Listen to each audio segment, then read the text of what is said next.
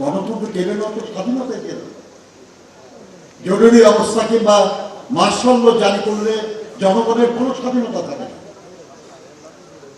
সভা সমাবেশ মিছিল, এমনকি জরুরি অবস্থার মধ্যে আদালতে রিটও করা যায়।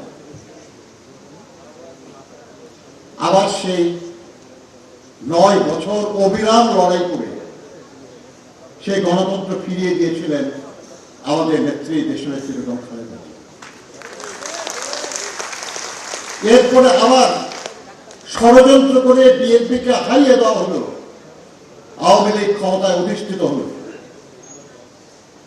এবং বাংলাদেশের মানুষের সব অধিকার একে একে কেড়ে নেওয়া। এদেশে প্রকৃত একদলীয় সরকার যেটা শেখ মুজিব করতে চেয়েছিলেন, পারেন নাই, সেটা অন্যভাবে তার কন্যা করেছে। বাকশালের উদ্দেশ্য ছিল প্রত্যেকটা সরকারি বেসরকারি প্রতিষ্ঠানে বাকশালের কমিটি হবে। পুলিশ, আর্মি, বিডিআর, ব্যবসায়ী সম্প্রদায়, সচিবালয়, স্কুল কলেজ বিশ্ববিদ্যালয়, সব জায়গায় বাকশালের কমিটি হবে, বাকশালের দ্বারা চলবে। শেখ মুজিব করতে পারে না, কিন্তু শেখ হাসিনা করেছে।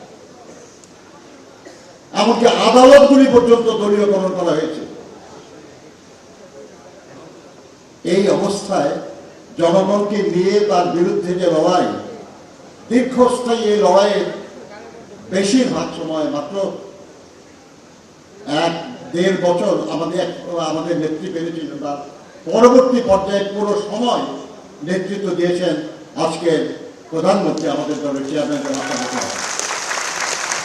এবং তার নেতৃত্বে যে দীর্ঘস্থায়ী লড়াইটা আমরা করলাম, আমাদের কত সাথী খুন হয়েছে, গুম হয়েছে, আহত হয়েছে, মিথ্যা মামলায় বিপর্যস্ত হয়েছে, পালিয়ে বেরিয়েছে, ব্যবসা বাণিজ্য হারিয়েছে। সেই মানুষগুলির অবদানের চূড়ান্ত পর্যায়ে 2024 সালে ছাত্র শ্রমিক জনতা অভ্যুত্থানের মাধ্যমে এদেশের পরিবর্তন এসেছে। পরিবর্তন এসেছে, কিন্তু গণতন্ত্র প্রতিষ্ঠা হয় নাই। গণতন্ত্র পুনঃপ্রতিষ্ঠা হয়েছে গত 12 ফেব্রুয়ারি নির্বাচনের।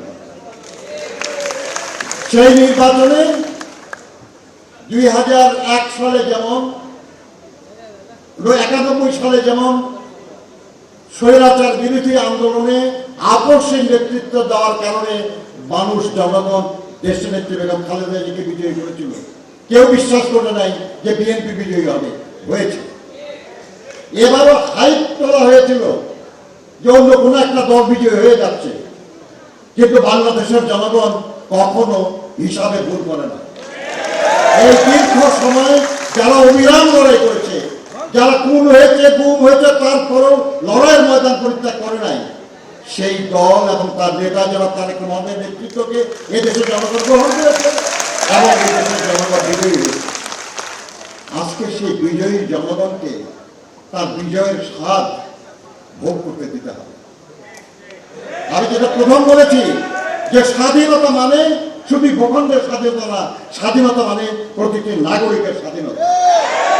আজকে সেই স্বাধীনতা নিশ্চিত করার জন্য আমাদের নেতা কৃষকদের হাতে কৃষক কার্ড তুলে দিচ্ছেন, প্রতিটি পরিবারকে ফ্যামিলি কার্ড তুলে দিচ্ছেন, বৃক্ষরোপণের মাধ্যমে দেশের মানুষকে জলবায়ু পরিবর্তনের মাধ্যমে স্বস্তি দেওয়া, শান্তি দেওয়া এবং সমৃদ্ধি দেওয়ার চেষ্টা করছে। কর্মসংস্থান সৃষ্টির জন্য নিয়মিত প্রতিনিয়ত কাজ করে চলেছে। শিক্ষা, এটাকে জনগণের আকাঙ্ক্ষা পূরণের হাতিয়ার বানানোর জন্য চেষ্টা করে চলেছে। কিন্তু বন্ধুগণ, একা একা বা মাত্র কিছু জন মিলে কিন্তু এই বিশাল কাজ করা যাবে না। আমি আমার দলের প্রত্যেকটা নেতা কর্মীর প্রতি আহ্বান জানাবো যে আপনারা বোঝার চেষ্টা করুন যে আপনাদের সরকার কি করছে এবং সেটা জনগণকে পৌঁছিয়ে দিন।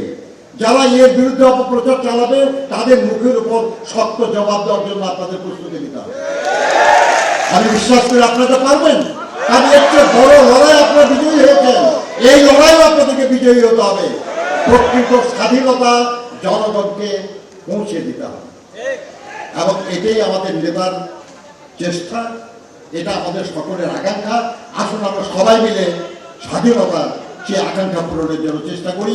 যে স্বাধীনতার জন্য লড়াই করেছিল এই দেশের লাখো মানুষ, যে স্বাধীনতার ঘোষণা করেছিলেন আমাদের নেতা শহীদ প্রেসিডেন্ট জিয়াউর রহমান।